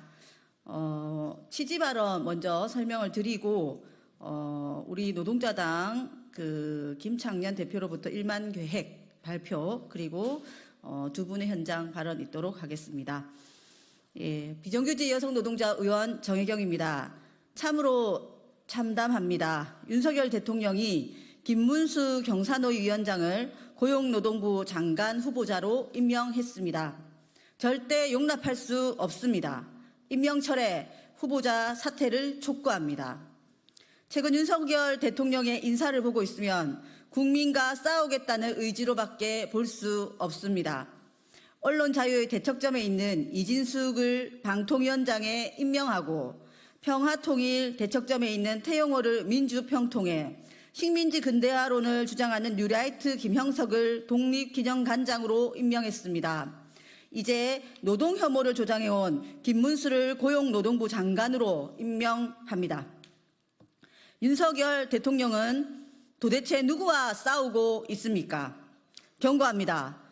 언론의 자유와 투쟁하고 평화와 투쟁하고 독립운동가와 투쟁하고 노동자와 투쟁하는 윤석열 대통령의 인사는 자신의 임기를 스스로 단축할 뿐입니다.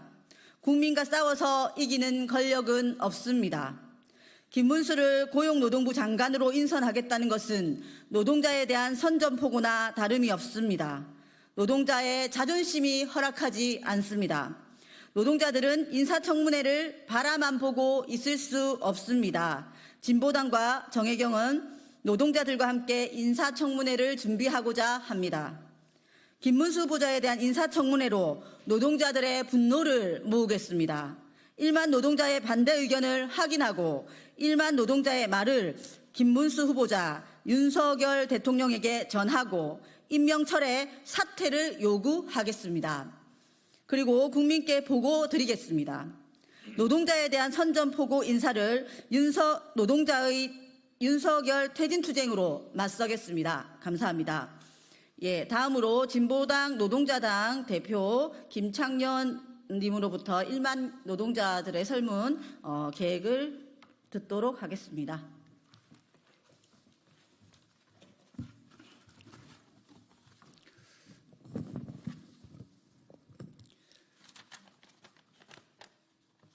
김문수 고용노동부 장관 임명 거부 1만 노동자 의견 개진 운동 활동 계획에 대해서 말씀드리겠습니다. 앞서 저희 정혜경 의원이 말씀하셨지만 노동자들은 김문수 후보자 지명을 노동자에 대한 선전포고로 받아들이고 있습니다. 노동혐오 인사가 할 일이 무엇이 있겠습니까? 노조 없어 감동이라는 철학을 실천하기 위해 노동조합을 무력화하고 불법 파업에 손배 폭탄이 특효약이라는 철학을 실천하기 위해 노동조합을 탄압할 것이 뻔합니다. 변절의 경험을 노동 전문가로 포장해 아나무인격으로 노조 갈라치기를 할 것입니다. 인사청문회는 요식 행위일 뿐 윤석열 대통령이 지명을 철회할 것이란 기대도 없습니다. 윤석열 대통령의 도발에 노동자 분노를 모으고 하반기 윤석열 퇴진 투쟁에 노동자의 힘을 모으는 지렛대로 삼을 것입니다. 진보당과 정혜경 의원은 다음 주부터 인사청문회 전까지 1만 노동자를 대상으로 반대 여론을 모을 예정입니다.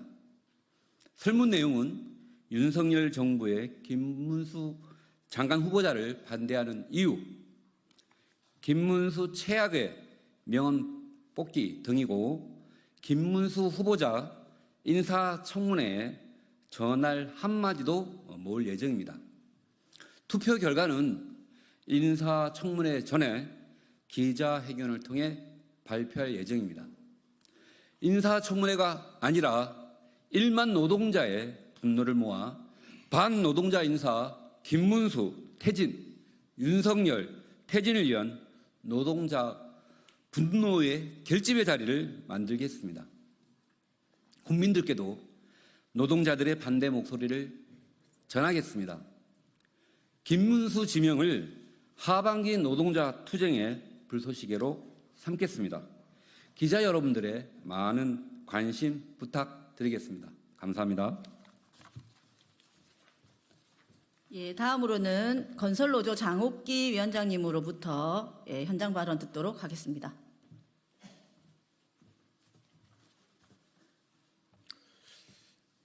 예, 방금 소개받은 건설노동조합 위원장 장옥기입니다.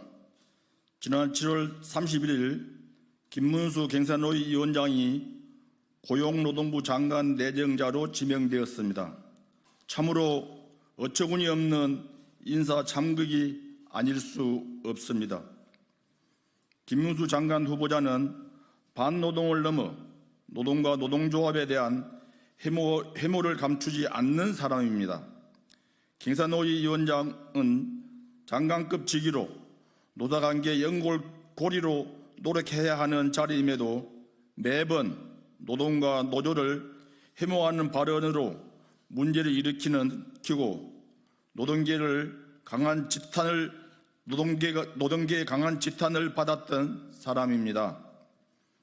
김문수 후보는 작년 건설노동자 양해동 열사에 대해서도 원희룡 전 국토부 장관과 같이 조선일보의 허위 보도를 인용해 건설노조를 공격했던 인물입니다. 조선일보의 양해동 열사 명예를 훼손하는 허위 보도는 이미 경찰 조사를 통해 사실이 아닌 것으로 밝혀졌고, 춘천지검 강릉지청의 CCTV 유출 사건은 그 관련자와 원희룡 국토부 전 장관을 고소하여 수사가 진행 중인 상태입니다. 저희 건설노조는 윤석열 정권의 건설노조 표적 수사와 탄압으로 2,000명이 넘는 조합원이 경찰과 검찰의 수사를 받고 40명에 가까운 조합원이 구속되었습니다.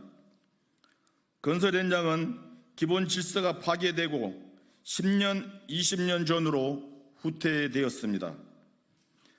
불법 도급과 강제 도급의 강요, 부실공사, 산업재해, 임금체불이 증가하고 조합원과 내국인의 고용이 거부되어 생계의 위협을 당하고 있는 현실을 어떻게 생각하고 있는지 김문수 후보에게 묻지 않을 수 없습니다. 이런 자가 어떻게 고용노동부 장관 후보가 될 수 있는 것인지 윤석열 정부의 노동정책과 노동관이 그대로 드러나는 인사가 아닐 수 없습니다.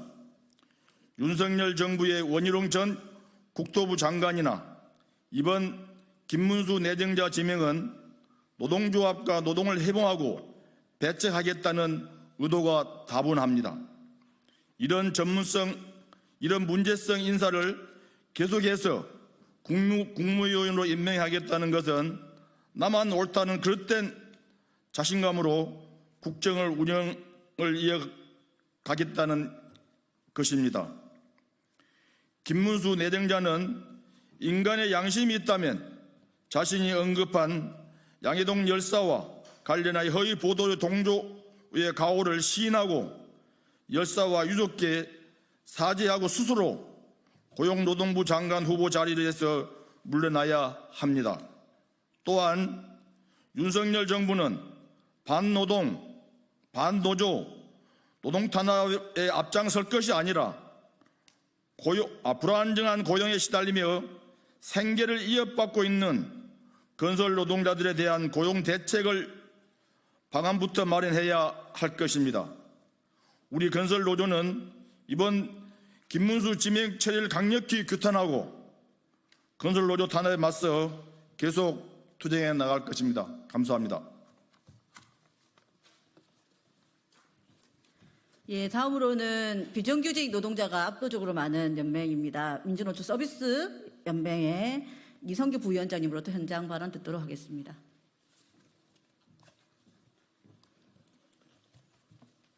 김문수 노동부 장관 지명자가 8월 1일 출근하면서 자신은 70년대 말 노조위원장도 했고 제 아내도 노조 출신이고 우리 형님도 노조 출신이고 제 동생도 노동운동을 했다면서 왜 자기 보고 반노동이라고 하냐고 억울해했다는 소식을 들었습니다.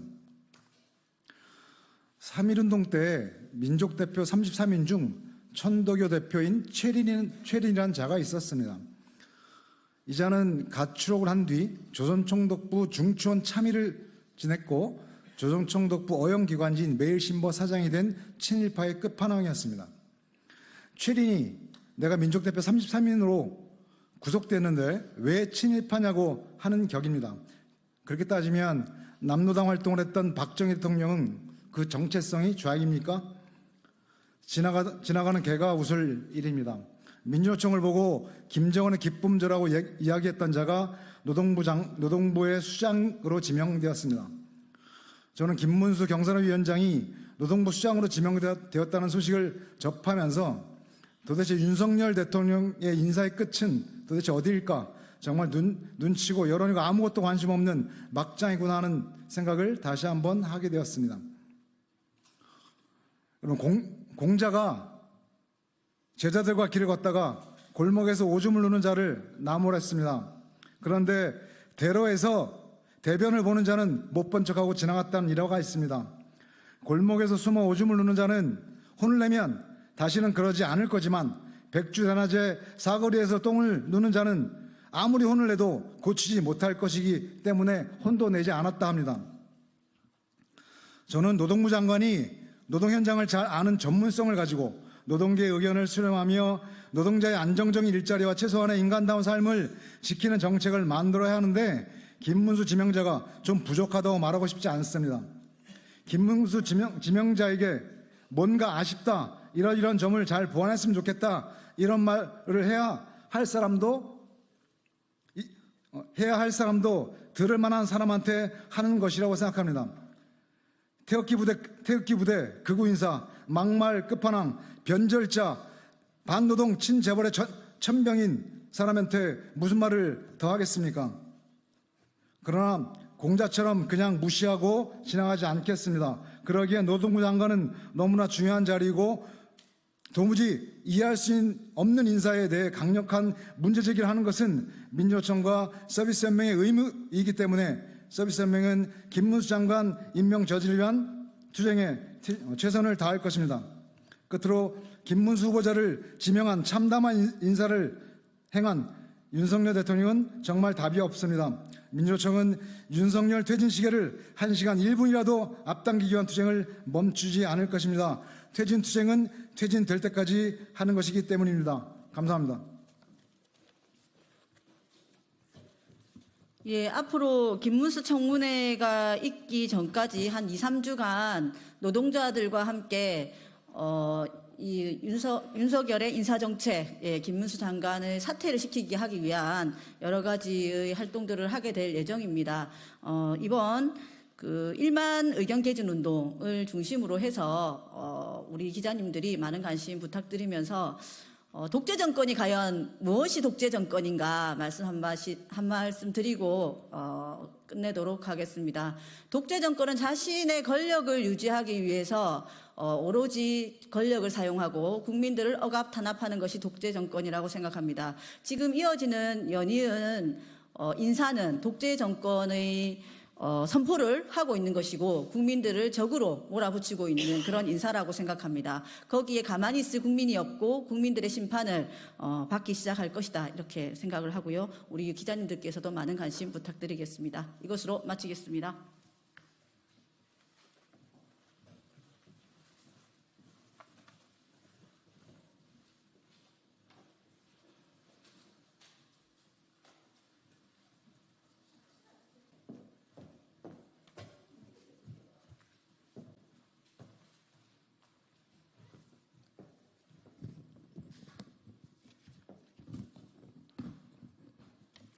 안녕하십니까. 국민의힘 수석대변인 한지아입니다. 1994년 동계올림픽부터 부활한 올림픽 휴전 정신은 1200년이 넘는 고대의 역사를 통해 지속된 평화협정입니다. 분쟁의 평화적 해결을 위해 대화와 소통의 기회를 만들고 새로운 가능성을 열 수 있도록 부활한 성스러운 휴전 정신에 그 뿌리가 있습니다. 국민의힘은 올림픽에서 추구하는 소통과 협치의 정신과 가치를 믿기에 민주당의 정쟁을 중단하고 민생국회를 복원하자고 제안했습니다. 그러나 민주당은 이미 2차례 부결, 폐기 절차를 밟은 최상병 특검법을 또다시 발의해 결국 민생보다 무한 반복의 정쟁을 택했습니다. 민주당이 3번째 발의한 최상병 특검법은 수사 대상과 증거 수집 기간 등을 확대 명시하는 기존보다 더 독선적인 조항들로 차 있습니다. 위헌적 요소가 명확한 조항을 그대로 둔 특검법을 계속해서 발의하는 것은 헌법이 보장한 대한민국의 삼권 분립 체제를 무시하는 행위입니다. 더불어민주당은 민생국회로 돌아가 국민이 원하는 정치를 합시다. 22대 국회 개원 이후 발의된 2000여 건의 법안 가운데 가결된 법안은 하나같이 쟁점 법안들 뿐입니다. 그 어디에서도 성숙한 민주정치의 협치와 숙고의 과정을 찾아볼 수가 없습니다. 지금은 민생의 시간입니다. 정쟁 국회를 국민의 국회로 돌려놓고 그럴 수 있도록 국민의힘은 올림픽 정신으로 민생 정치에 힘쓰겠습니다. 민주당이 추구하는 갈등의 금메달이 아닌 민생의 금메달을 위해 국민의힘은 앞장서겠습니다. 감사합니다.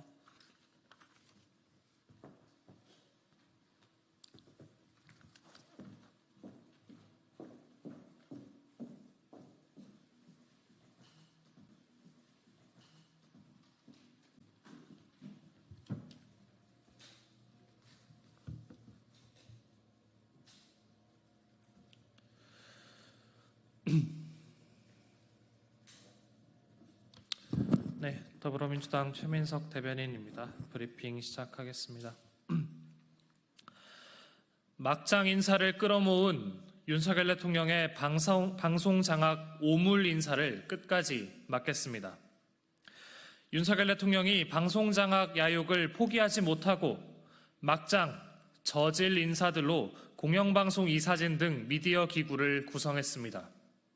거를 타선이 없을 정도로 하나같이 부적격 인사입니다. 단군 이래 최악의 방통위와 방심위를 만든 것도 부족해서 공영방송이사와 산하기관장 자리가 모두 국민 상식과 동떨어진 인사들로 채워졌습니다. 어떻게 이런 사람들만 모았나 싶을 정도로 극우, 막말, 노조 탄압, 개인 비리, 김건희 찬양 일색입니다.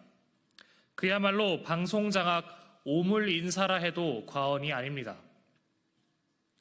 이들이 만들어갈 대한민국 공영방송의 수준이 어떨지는 안 봐도 국민께서 처참한 수준의 극우 저질 방송을 봐야 한단 말입니까?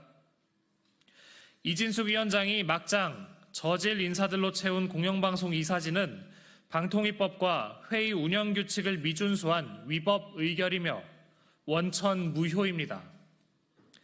회의 개최 절차도 지키지 않고 위법한 2인 구성으로 2시간 만에 84명을 졸속 난림심사해 저질 인사들로 채워놓았습니다.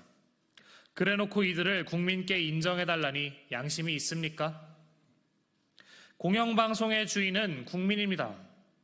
공영방송이 막장 저질 오물 인사들의 손아귀에 무너지게 둘 수는 없습니다. 더불어민주당은 위법한 공영방송 이사 선임을 원천 무효화하고 이진숙 위원장을 탄핵해 오물 인사를 앞세운 윤석열 대통령의 방송 장악을 저지하겠습니다. 이상입니다.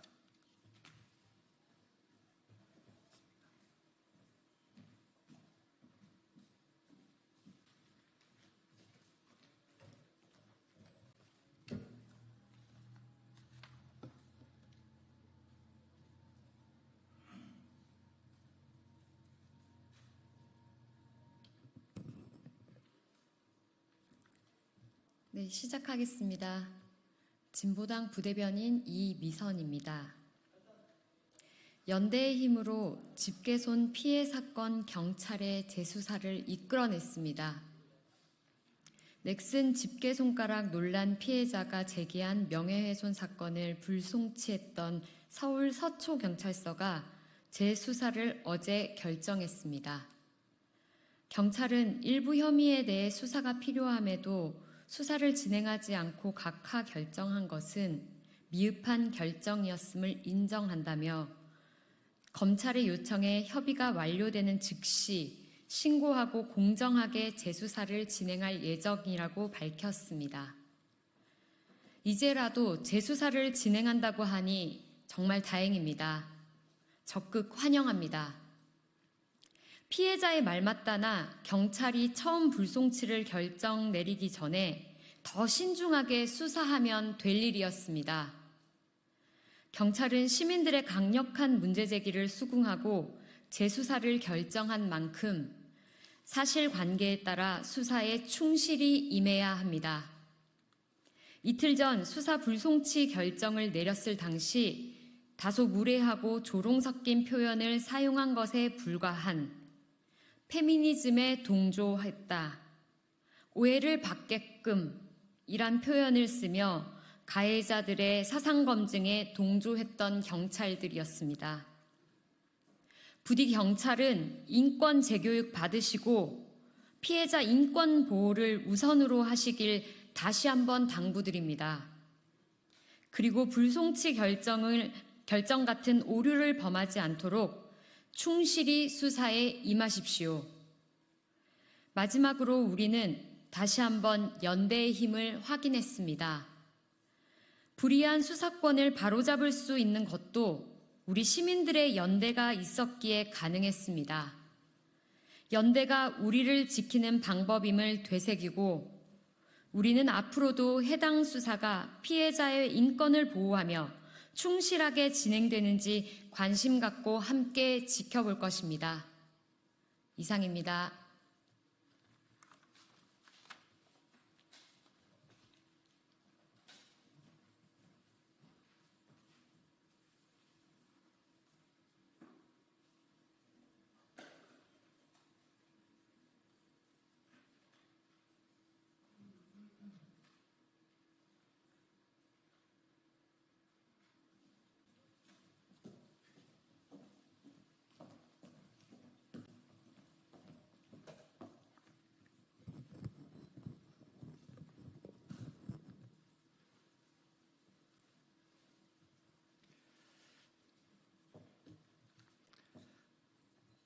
국민의힘 대변인 김혜란입니다.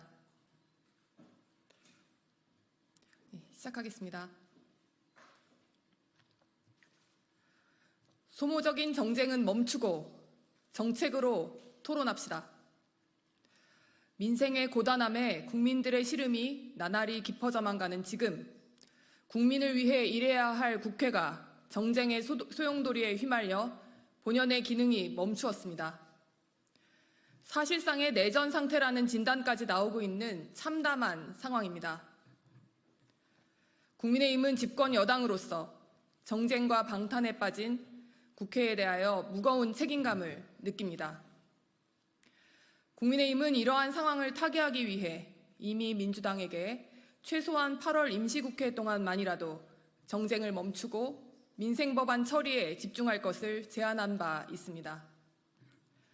또한 여야정 협의체 신설을 통해 민생법안과 관련한 소통을 강화하고 대화와 타협의 정치를 복원하자는 의지 또한 분명히 밝혔습니다. 민주당의 전향적인 태도를 기대합니다. 지긋지긋한 청문회, 국정조사, 특검 따위로는 어떠한 문제도 해결할 수 없고 우리 국민의 삶은 변하지 않습니다. 금투세와 관련해 다시 한번 토론을 제안합니다. 한동훈 대표는 민주당이 원하는 시간, 원하는 장소, 원하는 토론자로 민생 토론에 나설 준비가 되어 있습니다. 이것이 건강한 여야 관계를 복원하고 나아가 비정상의 국회를 정상화시키는 길입니다. 소모적인 정쟁은 멈추고 국민의 삶에 진정으로 필요한 정책으로 토론할 것을 민주당에 거듭 호소합니다. 첫째도 민생, 둘째도 민생입니다. 국민의힘은 오직 국민만을 위해 민생정당, 정책정당으로 거듭나겠습니다. 이를 위해 대한민국의 눈부신 경제발전을 견인해왔고 앞으로도 우상향 발전을 책임질 반도체와 관련하여 이미 발의된 법안들을 취합 조정해 반도체 특별법을 당론으로 강력히 추진할 것입니다. 국민을 위한 일하는 국회, 국민의힘이 시작하겠습니다.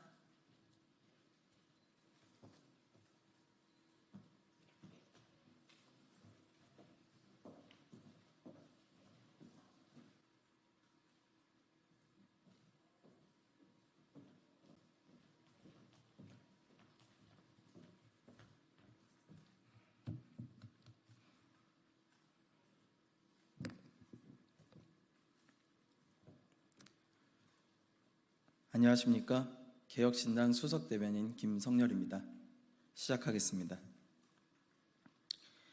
세 번째 최상병 특검법 발의, 사건의 진실 밝히는 것이 곧 민생이다.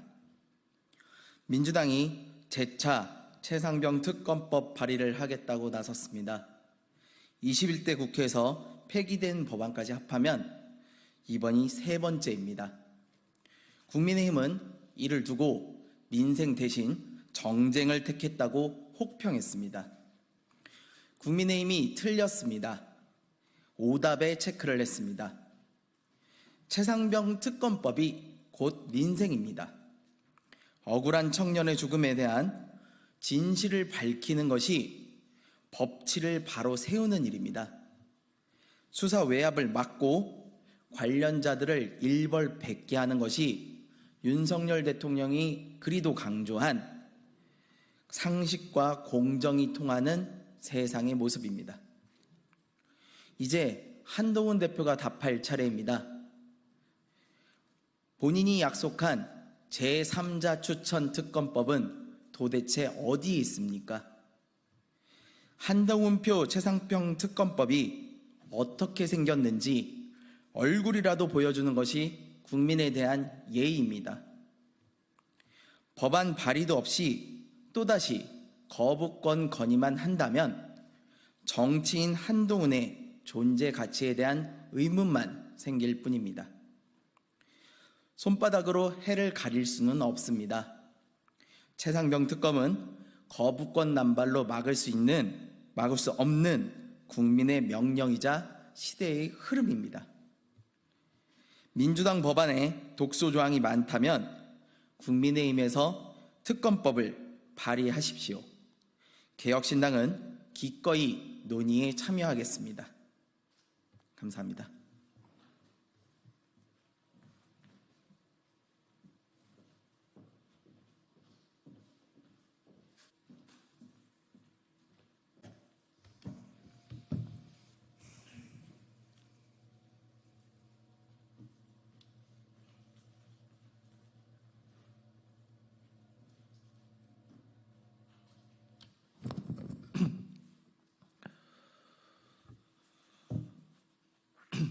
네, 더불어민주당 최민석 대변인입니다.